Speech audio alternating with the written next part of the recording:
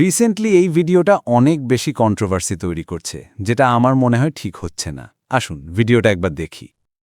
أين الوفاق لطاعة الرحمن ভিন্ন ধর্মের মানুষের ধর্মীয় উৎসব উপলক্ষে কোনো মুসলমানের জন্য শুভেচ্ছা জানানো, শুভেচ্ছা বার্তা পাঠানো, শুভেচ্ছা বার্তা আদান প্রদান করা এটি কোনো অবস্থাতে জায়েজ নয়। এটা ধর্মীয় দৃষ্টিকোণ থেকে উদাসীনতা, এটা উদারতা নয়।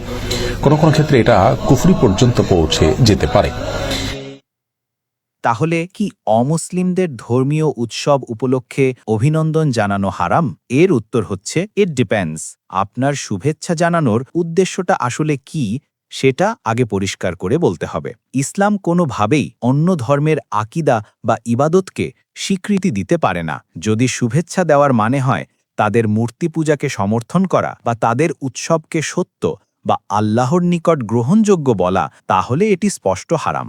কিন্তু যদি উদ্দেশ্য হয় কেবল সামাজিক সুসম্পর্ক, দাওয়াতুল ইসলাম ও হৃদ্যতা বৃদ্ধি, আর কোনো প্রকার আকিদা সমর্থন না থাকে, তবে তা রাজনৈতিক বা সামাজিকভাবে জায়েজ হতে পারে। আধুনিক যুগে বহুধর্মীয় সমাজে বসবাসরত মুসলিমদের জন্য অনেক আলেম এ বিষয়ে ব্যাখ্যা দিয়েছেন। যেমন ইউসুফ আল করাদভি রাহমাহুল্লাহ বলেন, কেবল সামাজিক সুসম্পর্কের জন্য অভিনন্দন জানানো যেতে পারে।